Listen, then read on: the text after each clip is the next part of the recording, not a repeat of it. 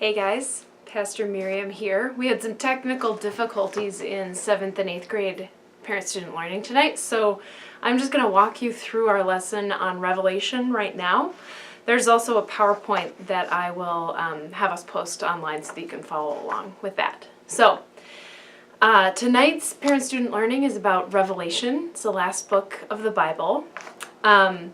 We talked a little bit in parent-student learning about the Parable of Talents challenge, so if you took that challenge or are participating in it, we just mentioned that Sunday, May 20th is the last day to collect money, so you're going to bring your money to Westwood on May 20th. You're going to turn it in during the service, during the offering, and then we're going to have a celebration between services where there will be baked goods for sale, and there will also be a little talent show. So anyway, that's good to know about and to get on if you haven't multiplied your money yet.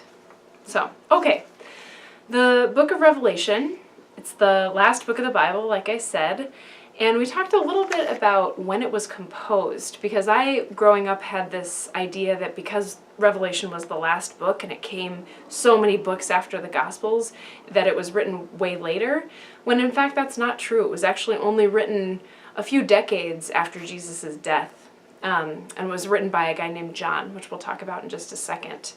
And we also kind of talked about, we had a bit of time to share what people's sort of immediate reactions are when they hear about the book of Revelation. Some people brought up the series Left Behind, which was big in the 80s and 90s. It was a book series and a movie series. And then we looked at some images of, when you Google Book of Revelation and Google image search, there's some really weird stuff that comes up. The first image, which you'll see on the PowerPoint, is sort of this horned monster with snakes coming out of his ears and snakes coming out of his sides.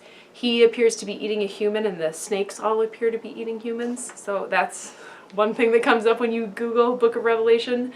The next image we looked at was 4 horses.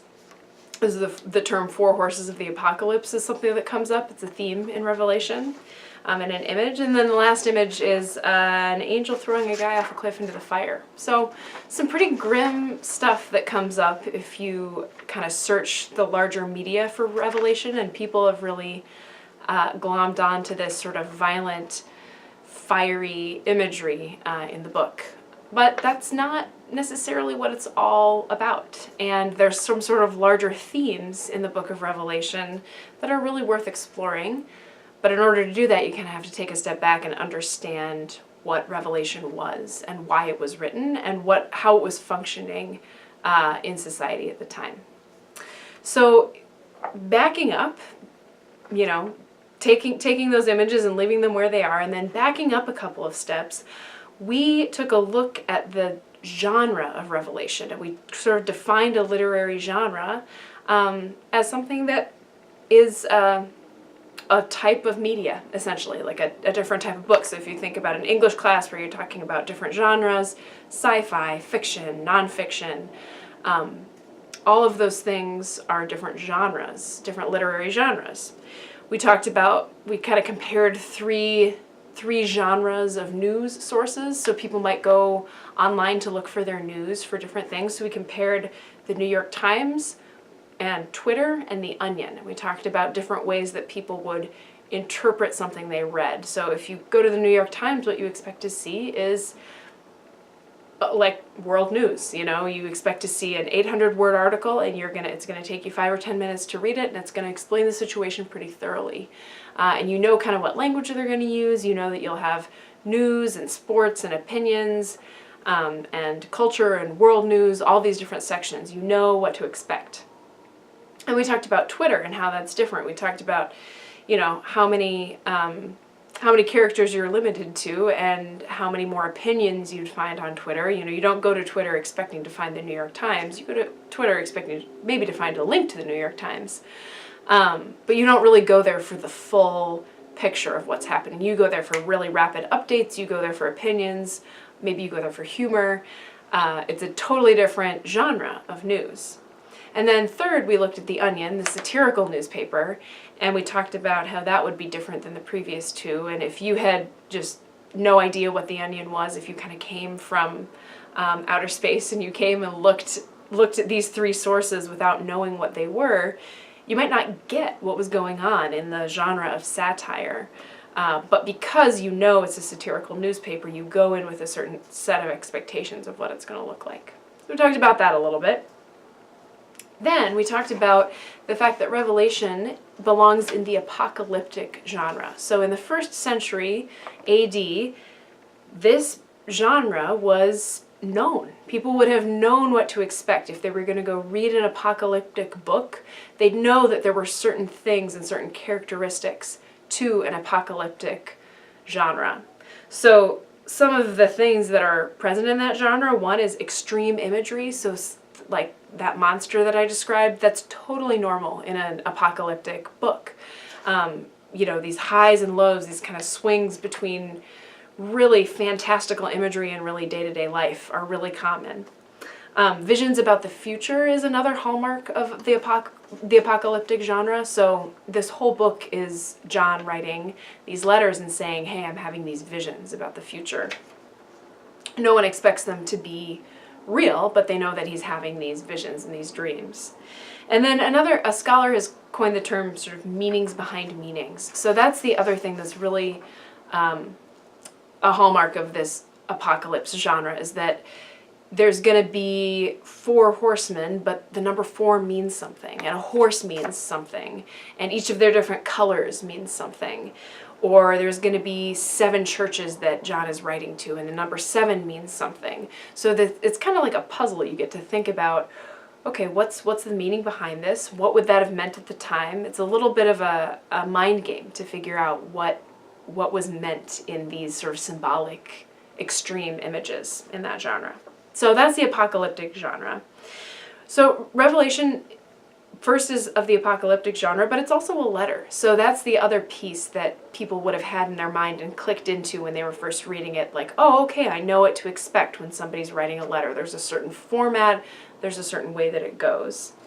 So this guy named John is writing a letter to 7 churches. There's kind of debate about who John actually was. Was he an apostle? Was he also the author of the Gospel of John? There's sort of debate about who he was, but the point is he's kind of a churchy guy. He knows things about churches and theology, and he is writing a letter to 7 different churches, sort of from afar.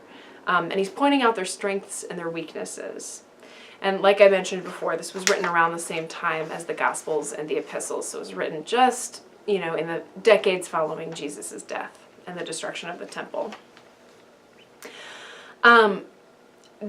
So the first activity we did, I want you to pause this and take some time to do this together. We talked about writing a letter. So if you were going to write a letter like John did to these 7 churches, but write it today to Westwood, pointing out its strengths and weaknesses, what would you say? So that's the first question I want you to think about and write about and talk about. Second, what would you do if you were writing a letter to another community that you're a part of? So maybe your school, maybe your neighborhood, maybe your city. What would you point out as strengths and weaknesses in that community if you were observing it from afar? So press pause on this, take some time, answer those questions, write about them, jot some ideas down and talk about them together. And then when 5 or 10 minutes has passed, come back. So now that we've talked about this genre and thought about what it would be like to write a letter like this, so we kind of understand where John, the author of Revelation, is coming from, we have to take even kind of another step back and talk about interpretation. Because Revelation, as we've kind of touched on a little bit, has been interpreted in a lot of different ways, and one of the ways it's been interpreted is literally. So people have said this is literally what's going to happen when the world ends. When these things start happening, we know the world is over, and it will be end times. But I'll also say there's a spectrum. So at one end of the spectrum, you have these literalists who say, we can interpret the Bible literally, and we can say that this is exactly what's going to happen when Jesus comes back, and that's the apocalypse. And all of these things are going to happen exactly the way that the book of Revelation says they're going to happen. And then there's this spectrum kind of moves across, and on the other end you have people who interpret it symbolically, which is a lot of biblical scholars are going to interpret this symbolically and say, let's look at these images and look at these, what these things meant, like kind of get into that figuring out the puzzle piece and see what the larger idea is behind it. So connecting to the PowerPoint here is going to be really important because there's a diagram that talks about sort of a level 1 and a level 2 of interpretation. And I sort of laid that out in a little diagram, but what I'll try to explain here is that in order, if you want to interpret the Bible literally, we'll look at level 1. So what I would say level 1 is like, what are the details of what is happening on the ground at the moment? So you have a level 1 of 2018 and you have a level 1 of the first century. In the level 1 of 2018, Trump is president, we drive cars, we have highways, we go to school, we eat food that is grown for us mostly by other people, like all of the, that's the on-the-ground reality of what our lives look like in 2018. So level 1 of first century would look a lot different. There are people, who you have to ask these questions. Who was in power? How did society operate? What were some of the cultural values at play? How did things like marriage and family and society work? Those are all really different than 2018. So that's just a level of something we need to know. 2018 level 1, first century level 1. Then I talked a little bit about level 2. So if you're biblical literalist, those two things can just talk directly to each other. You can just take level 1 of the first century and apply it right up to 2018 and no questions asked. This is how marriage worked in the first century. This is how it should work in 2018. That's biblical literalism. But if you want to go up to level 2, I don't mean like as a progression, but just as a bigger picture kind of thing, what you have to do is interpret. So you have to say, okay, here's what was happening at the time in the first century, and here's a sort of command that the Bible asks of us. What can we draw out of that that's a larger truth? So there are some laws in Leviticus that talk about how society should operate, and kind of at the core of those, if you drew out what was at the core of them, you'd really find that hospitality and welcome is at the core.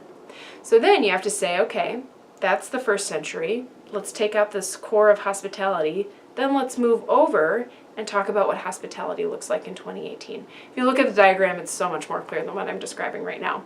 But the point is, if you're not a biblical literalist, you actually have to go through some interpretation to say, what was happening then? How can we talk about the larger truth? And then what does that larger truth look like in 2018? So then I want you to take a few minutes to pause this and ask and talk about together, how do you interpret the Bible on a sort of scale from literally to symbolically?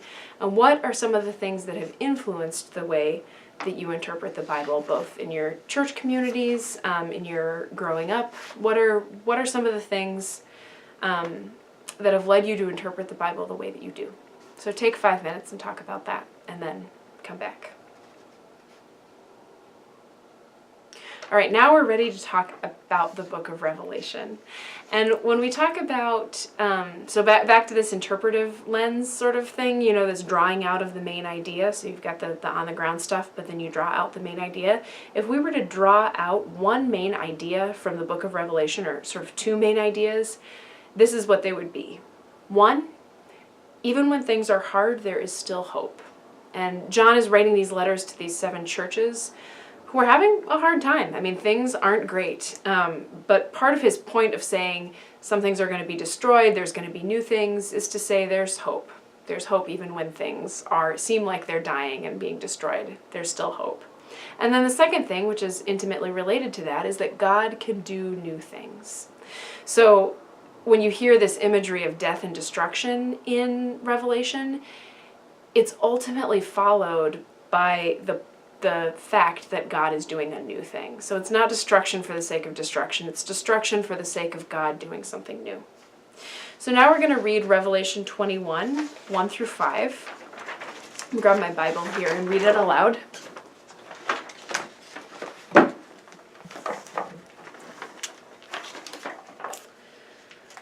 And this is a passage that talks about God doing a new thing. It's kind of, I think of it as one of the core passages of Revelation that gives us a lens through which to read it and lets us know kind of what's going on. So this is Revelation 21, 1 through 5. Follow along. Then I saw a new heaven and a new earth, for the first heaven and the first earth had passed away, and the sea was no more. And I saw the holy city, the new Jerusalem, coming down out of heaven from God, prepared as a bride adorned for her husband. And I heard a loud voice from the throne saying, "See, the home of God is among mortals. He will dwell with them, they will be his peoples, and God himself will be with them. He will wipe every tear from their eyes. Death will be no more. Mourning and crying and pain will be no more, for the first things have passed away." And the one who was seated on the throne said, "See, I am making all things new." And also he said, "Write this, for these words are trustworthy and true." Here's what I want you to spend the rest of the time talking about. And this is on the last page of the PowerPoint. So this is a discussion on Revelation 21, 1 through 5. I'm curious, where are the places where in society where you think God needs to do a new thing? So, quoting the text, where are the places where people need tears wiped from their eyes? Where are the places of death and destruction? And where are the places of pain and inequality? So take some time to name those first. Where are these places of pain and destruction and tears that you see need to be changed and that you see need something new? And then the second thing to talk about, and get really into this and give specific details, is how do you think you are called to help God do a new thing in these places? So spend the rest of your time talking about that. We talked about that for 10 minutes in parent-student learning, so we spent probably 5 minutes on each of those two questions, both where you see death and destruction and where God needs to do a new thing, and how you feel called to do a new thing. Thanks so much. Enjoy.